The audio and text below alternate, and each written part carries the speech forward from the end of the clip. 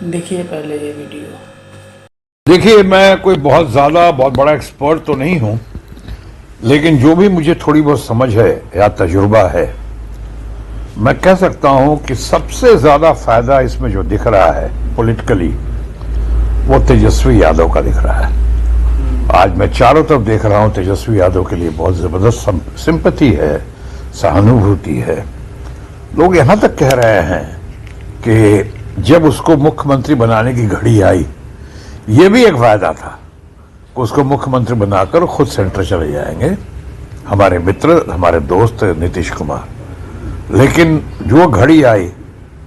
तो उसको बहुत बड़ा पॉलिटिकली आप कह सकते हैं, एक डिश भी कह सकते हैं। एक लोगों को लगता है कि बहुत बड़ा षड्यंत्र हो गया। और जो आप पलटू राम का जिक्र कर रहे थे, वो पलटू राम क्या कहा जाए, मैं तो नहीं कहूँगा, और भाषा का भी प्रयोग नहीं करूँगा, इन शब्दों का भी नहीं प्रयोग करूँगा, लेकिन इतना जरूर कहूँगा कि पलटू राम अगर आप कहते ही हैं, या जो लोग मान रहे हैं,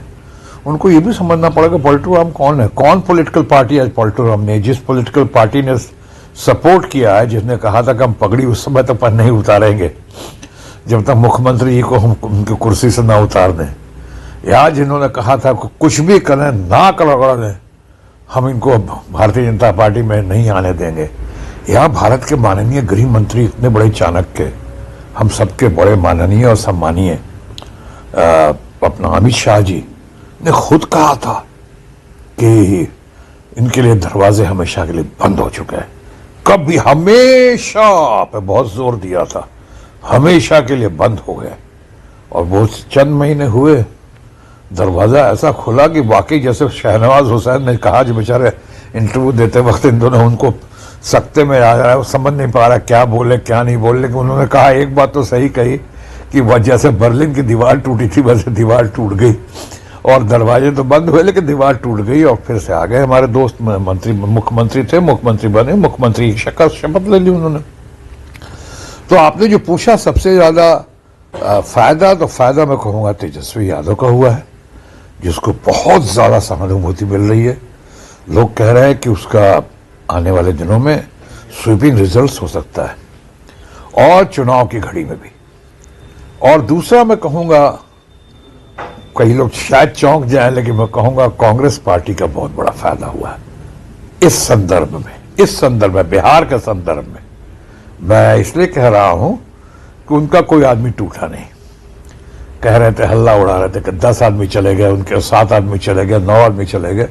कांग्रेस का कोई आदमी टूटा नहीं। तो मैं पॉलिटिकल ऑब्जर्वर की तरफ देख रहा हूं कि उनसे एक तो लोगों को लगा कि हाँ, दम है बिहार के मामले में, और खासकर इंडिया ब्लॉक के मामले में, और अभी जो तेजस्वी के साथ मिलकर चुनाव लड़ेंगे। और दूसरा जो देख रहा हूं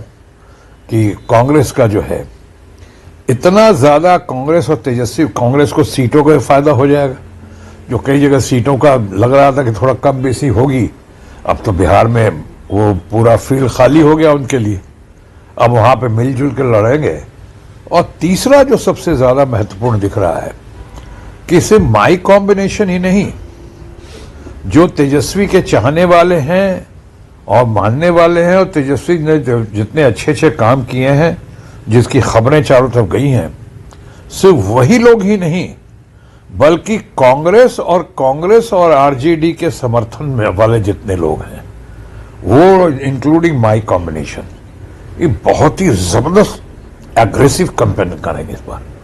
एक कैंपेनिंग होती है और एक एग्रेसिव कैंपेनिंग होती है। तो इससे मुझे लगता है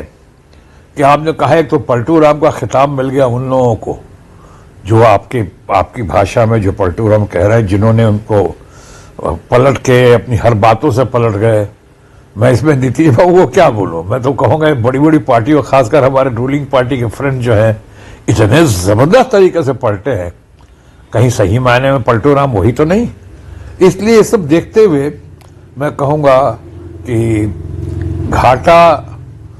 तो मैं समझता हूं, नुकसान फिलहाल भगवान न करे बिहार की जनता का हो, लेकिन बिहार का विकास का हो। ये जो है अब सारा ध्यान विकास से हटकर इस टूटने पे, रूठने पे, जाने पे, बिछड़ने पे सारा फोकस उधर चला गया, और इनकी अग्रेसिव कैंपेनिंग पे, कांग्रेस के और तेजस्वी के अपनी जो छवि है और जो उनको सहानुभूति मिल रही है, इन सर बात चर्चा का विषय ये हो जाएंगे। इससे कहीं बिहार की जनता का नुकसान ना हो, बिहार का नुकसान ना हो, ये मेरी कामना है और यही मनोकामना भी है, प्रार्थना भी है।